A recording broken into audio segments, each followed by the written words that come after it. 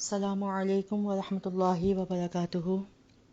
نحمده ونصلي على رسوله الكريم اما بعد قال الله تبارك وتعالى في القرآن المجيد والفرقان الحميد أعوذ بالله من الشيطان الرجيم يا أيها الناس إنا خلقناكم من ذكر وأنثى وجعلناكم شعوبا وقبائل لتعرفوا إن أكرمكم عند الله أتقاكم إن الله عليم خبير رب اشرح لي صدري ويسر لي أمري واحلل عقدة من لساني يفقهوا قولي رب زدني علما رب زدني عملا سبحان ربك رب العزة عما يصفون وسلام على المرسلين والحمد لله رب العالمين۔ اللہ سبحانہ و تعالی کی تعریفات اور اس کے بعد لاکھوں کروڑوں درود و سلام اللہ کے آخری نبی حضرت محمد مصطفیٰ صلی اللہ علیہ وآلہ وسلم کی ذات گرامی پر۔ اللہ کی حمد و ثنا، تعریف و توصیف کے بعد آج جس ٹاپک پر میں آپ سے گفتگو کرنا چاہ رہی ہوں وہ ہے ہم اور ہماری برائیاں۔ اللہ سبحانہ و تعالی نے ہم کو انسان بنا کر اس دنیا میں مبعوث فرمایا اور ہم کو اشرف المخلوقات بنا کر اس دنیا میں بھیج دیا۔ حق تو یہ ہے کہ ہم اللہ سبحانہ و تعالی کی بندگی کا حق ادا نہیں کر سکتے، پھر بھی اس کے باوجود رب تعالی نے ہماری رہنمائی کے لیے اور ہماری اصلاح کے لیے اور ہماری آخرت کی زندگی کو سنوارنے کے لیے اس دنیا میں ہمیں کچھ اصول اور ضوابط سمجھا دیے کہ اس دنیا کے اندر تم جو بھی کھیتی کرو گے یا تم جو بھی بیج بو گے، اس کا انجام تم آخرت میں نیکیاں یا بدیوں کی صورت میں پالو گے۔ اللہ سبحانہ و تعالی نے انسان کو ایک مکمل ضابطہ حیات قرآن مجید دے کر اس کی اصلاح فرما دی، لیکن افسوس کہ آج جس پرفتن دور میں انسان رہ رہا ہے اور جس دور سے گزر رہا ہے، ان ساری چیزوں کو سمجھنے اور جاننے کے باوجود ہر ایک شخص اپنی جگہ پر اپنے آپ کو ٹھیک تصور کرتا ہے۔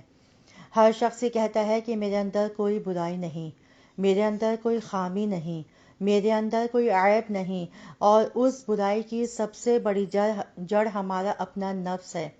ہماری اپنی میں ہے، انا ہے، ایگو ہے، جس کے تحت ہم ساری باتوں کو صحیح مانتے ہوئے یا صحیح کہتے ہوئے ہم ہر برائی کو اچھائی کے ساتھ ملاتے ہوئے ہم کہتے ہیں کہ ہم جو بھی کر رہے ہیں وہ بالکل ٹھیک ہے، یا پھر ہمارا ریزن یہ ہوتا ہے کہ سامنے والا بھی تو ایسے کر رہا ہے، اگر میں نے کر لیا تو اس میں کیا برائی ہے۔ بے شک سامنے والے کو اللہ رب العالمین کو اس نے خود جواب دینا ہے، سامنے والا اللہ کو خود جواب دے ہے، اور ہم نے اپنے اعمال کا اللہ سبحانہ و تعالیٰ کو خود جواب دینا ہے۔ یہ بالکل اٹل حقیقت ہے کہ ہمارے سوال جواب کے وقت میں کوئی ہمارا ساتھی ہمارے ساتھ نہیں کھڑا ہوگا، نہ تو ہمارے والدین، نہ ہمارے بہن بھائی، نہ ہماری بیوی، نہ ہمارے شوہر، نہ ہماری اولاد، اور نہ ہمارے عزیز و اقارب، اور نہ ہمارے ہمسائے، حتیٰ کہ جن کے ساتھ ہم نے ساری زندگی گزارتی ہوتی ہے، ہمارے وہ دوست احباب، ہماری وہ گیدرنگ، ان میں سے کوئی بھی ایک شخص روز محشر ہمارے ساتھ کھڑا نہیں ہوگا۔ وَلَا تَزِرُ وَازِرَةٌ وِزْرَ أُخْرَىٰ۔ اللہ رب العالمین اس قرآن مجید کے اندر جواب دیتا ہے کہ اس دن کوئی کسی کا بوجھ نہیں اٹھائے گا، بلکہ ہر ایک انسان اپنی برائی کا اور اپنی اچھائی کا رب تعالیٰ کو خود جواب دے رہا ہوگا۔ تو میری پیاری طالبات، میری پیاری بہنوں، اور جو بھی میری اس آواز کو سن رہے ہیں، اپنے لیے ذرا لمحہ فکریہ پیدا کر لیں کہ ہم میں سے کس کے اعمال یا کس کی اچھائیاں ہماری برائیوں کو ختم کرنے کی طاقت رکھتی ہیں۔ آج میرا ٹاپک ہے کہ ہم اور ہماری برائیاں۔ سب سے پہلے تو ہم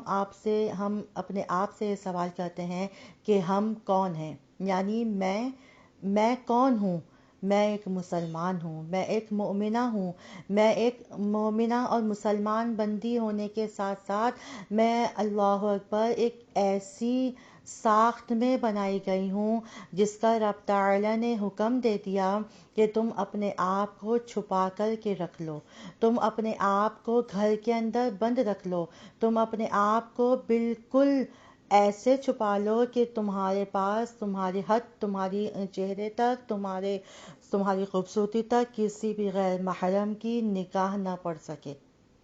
لیکن آج افسوس کہ ہم اپنی اپنے معاشرے میں، اپنی سوسائٹی میں اچھی موومنٹ کرتے ہوئے، یا اپنے آپ کو بڑا ماڈرن کہتے ہوئے، یا ہم برگر فیملی سے تعلق رکھتے ہیں، یا ہمارا اسٹیٹس بہت ہائی ہے، یا ہم اچھے گھرانے سے ہیں، یا ہم اچھے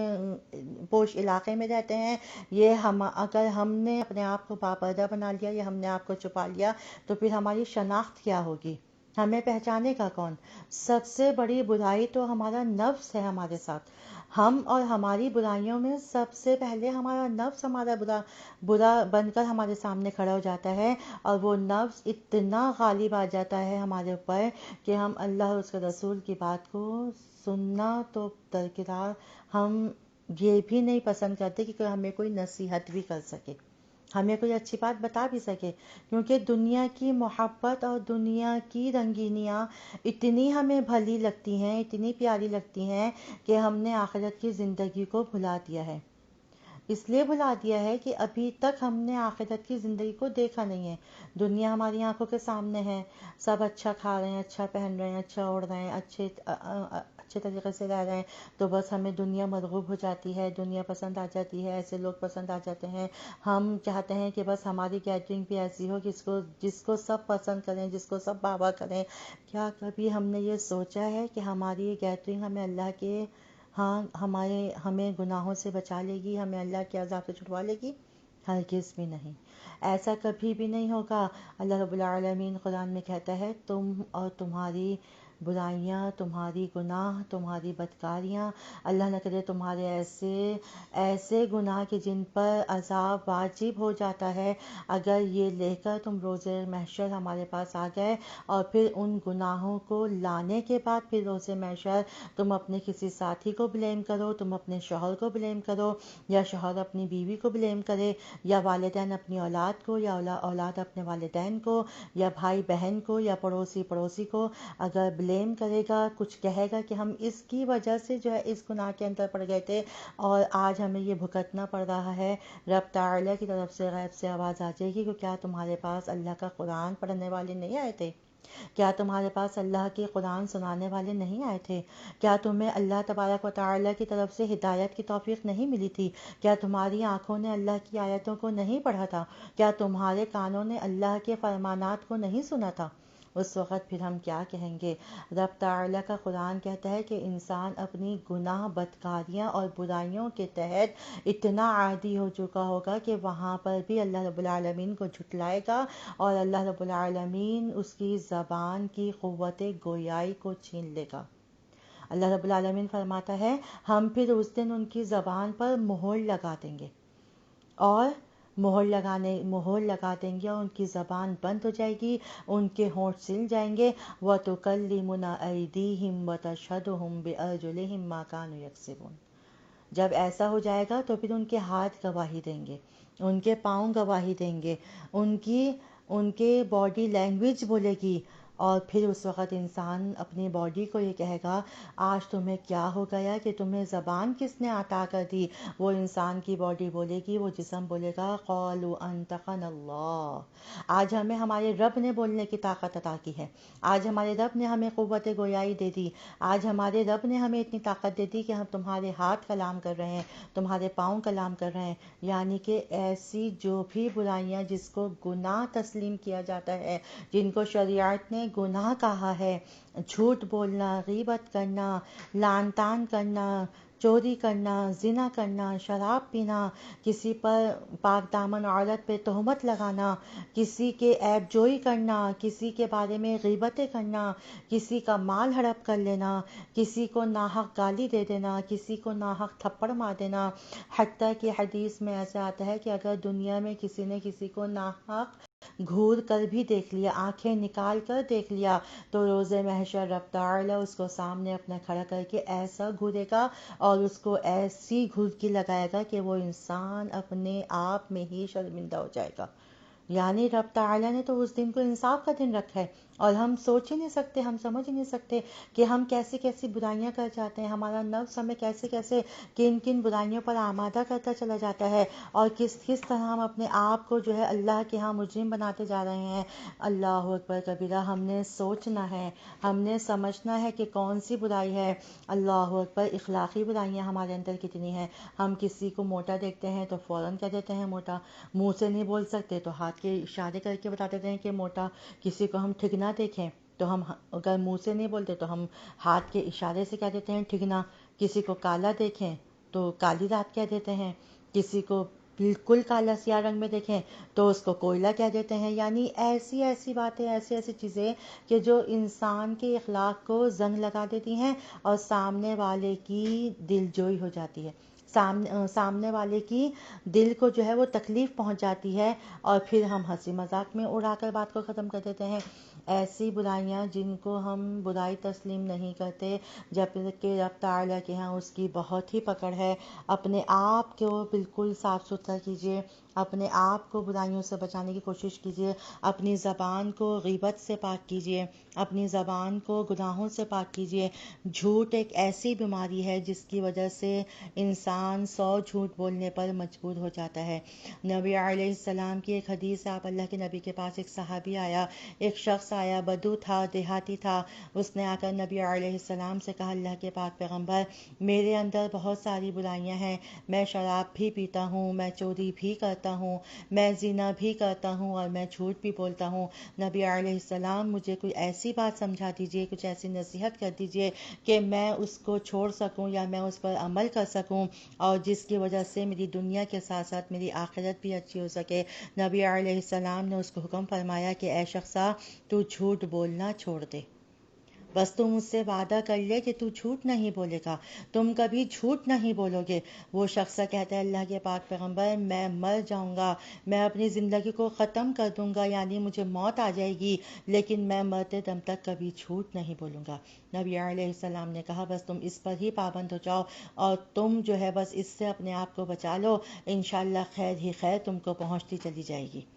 وہ شخص اللہ کے نبی کی مجلس سے اٹھ جاتا ہے اور اپنے گھر اور اپنے علاقے کی طرف روانہ ہو جاتا ہے۔ اللہ اکبر کبیرہ، ذرا صرف ایک وعدہ کیا تھا کہ جھوٹ نہیں بولوں گا، اس کا اثر دیکھیے، اس کی کوشش دیکھیے، سبحان اللہ، اس کی جو ہے اللہ اکبر محبت دیکھیے نبی علیہ السلام سے۔ وہ صرف ایک بات کو کہتا ہے کہ اللہ کے نبی، میں جھوٹ نہیں بولوں گا۔ وہ شخص کہتا ہے، رات ہوتی ہے، میرے اندر زنا کی تڑپ بڑھ جاتی ہے، میرے اندر زنا کی چاہت بڑھ جاتی ہے، اور میں برائی کے ارادے سے گھر سے نکلنا چاہتا ہوں، تو فوراً سے مجھے یہ خیال آتا ہے کہ اگر نبی علیہ السلام سے ملاقات ہو گئی اور نبی علیہ السلام نے پوچھ لیا کہ اے شخصا، تو نے زنا تو نہیں کیا،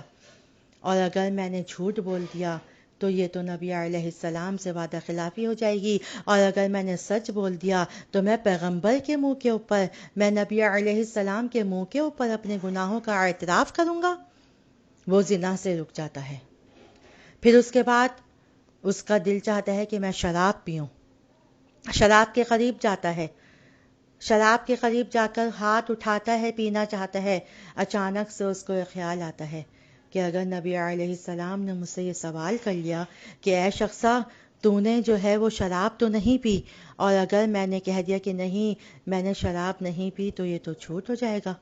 اور میں تو جب کہ وعدہ کر چکا ہوں کہ میں نبی علیہ السلام سے کہہ چکا ہوں کہ میں زندگی میں کبھی جھوٹ نہیں بولوں گا، اور کہا اگر میں نے شراب پی لی اور نبی علیہ السلام نے مجھ سے پوچھا تو میں کیا کہوں گا، اور کس منہ سے کہوں گا کہ ہاں نبی، میں نے شراب پی ہے۔ اللہ اکبر، یہ بھی گناہ سے بچ جاتا ہے۔ پھر اس کا تیسری برائی کی طرف جانے کا دل چاہتا ہے، پھر اس کو یہی سوچ آتی ہے کہ اگر نبی علیہ السلام نے پوچھا اور پھر میں نے کہا، تو میں نے اگر کہہ دیا کہ نہیں تو یہ تو جھوٹ ہو جائے گا، اور اگر میں نے کہا تو کس نبوت والے منہ کے سامنے ایسی بات کا اقرار کر لوں۔ ہوتے ہوتے تیسری برائی بھی نکل جاتی ہے۔ اللہ اکبر کبیرہ، ایک برائی چھوڑی تھی صرف کہ جھوٹ نہیں بولنا، اور اس ایک جھوٹ نہ بولنے کی وجہ سے رب تعالی نے اس سے باقی کی 3 برائیاں بھی دور کر دی۔ یہ بات آپ ہمیشہ یاد رکھیے گا کہ نیکی کی راہ سچائی پر مبنی ہوتی ہے، اور سچ بولنے والا، نبی علیہ السلام کی ایک حدیث کے مطابق جو شخص دنیا میں رہ کر سچ بولتا ہے اور اتنا سچ بولتا ہے، سچی بات کہتا ہے، سچ کا ساتھ دیتا ہے، سچی راہ پر چلتا ہے، سچی باتیں کرتا ہے، سچ کہنے پر اپنے آپ کو ہمیشہ تیار پاتا ہے اور سچ پر ہی اپنی زندگی کے معاملات طے کرتا ہے اور سچ پر ہی اپنی موت کو گلے لگا لیتا ہے، نبی علیہ السلام نے فرمایا اللہ تبارک و تعالیٰ کہ ہاں وہ سچا لکھ دیا جاتا ہے۔ سبحان اللہ۔ اور ایک شخص جھوٹ پہ جھوٹ بولتا رہتا ہے، بار بار جھوٹ، ہر بات میں جھوٹ، ہر چیز میں جھوٹ، اور اتنے گمان سے اور اتنے یقین سے جھوٹ بولتا ہے کہ سامنے والا اس کے جھوٹ کو سچ ماننے پر مجبور نظر آ جاتا ہے۔ یعنی اتنا جھوٹ بولتا ہے، معاملات زندگی میں جھوٹ، گھر سے باہر ہیں تو جھوٹ، گھر کے اندر ہیں تو جھوٹ، سسرال میں ہے تو جھوٹ، میکے میں ہے تو جھوٹ، شوہر کے ساتھ ہیں تو جھوٹ، دوستوں کے ساتھ ہیں تو جھوٹ، کاروباری انسان ہے، کاروبار کر رہے آفس میں ہے تو جھوٹ، گھر کے اندر بچے ہیں، بڑے ہیں،